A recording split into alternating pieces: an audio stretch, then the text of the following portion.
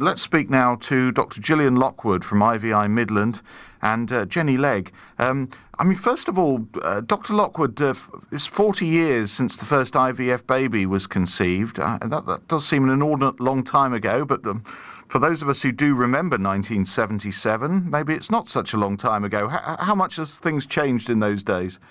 In the 40 years since Louise Brown was conceived, IVF has made the most tremendous progress worldwide. There have been 6 million babies born worldwide as a result of the breathtaking breakthroughs that Steptoe and Edwards made that resulted in Louise's conception. And in the UK alone, there are 250,000 IVF babies. So nearly 1 to 2% of all babies born actually started their life in one of our test tubes. Or in fact, they're not test tubes, they're little glass dishes called Petri dishes. And it's always been something we've talked about associated with women, but really we ought to talk about men as well? Oh, yes, that's really important. In at least 50% of cases, there's a significant contribution to the fertility problem coming from the male side. Men have always found it very difficult to talk about fertility issues. They get muddled up between thinking about fertility and virility, and there's unfortunately been a long-standing stigma associated with not being able to father a child.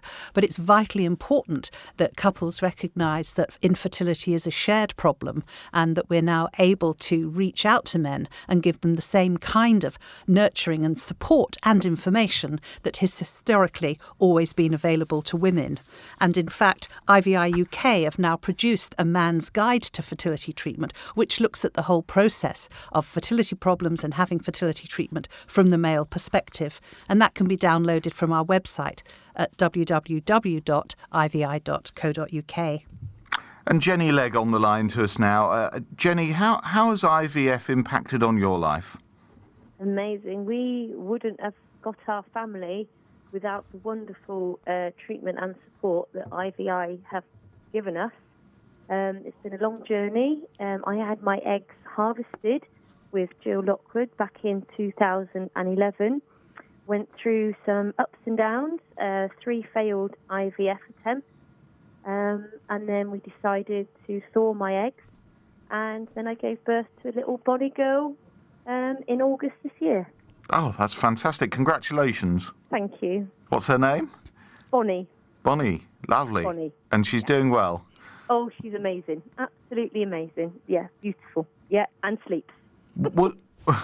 That's something, isn't it? Well, was there a point, though, that you thought, actually, I'm never going to be a mum? Yes. Yeah, many roller coaster rides.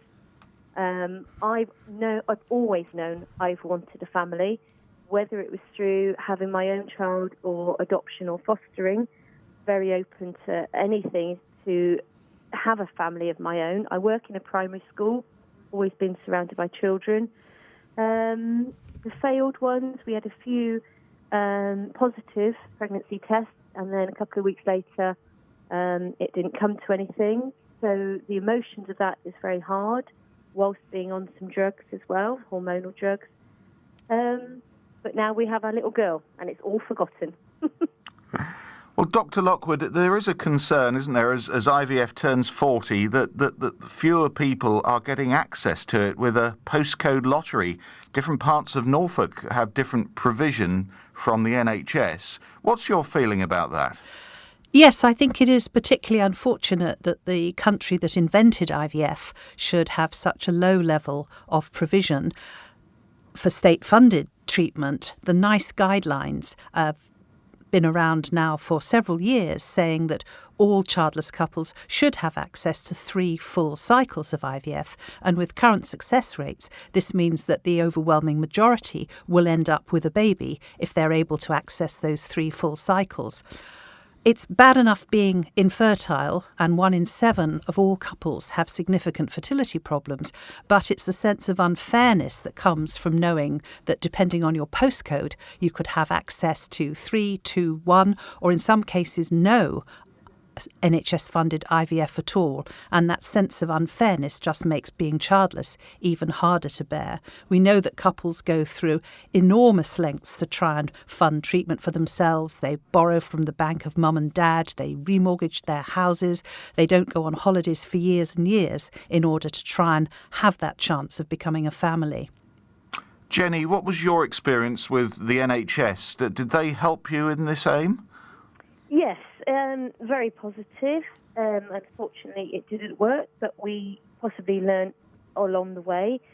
I knew I had to keep going, and very fortunately, I had a pocket of money that I could use to thaw my eggs, but not an easy ride.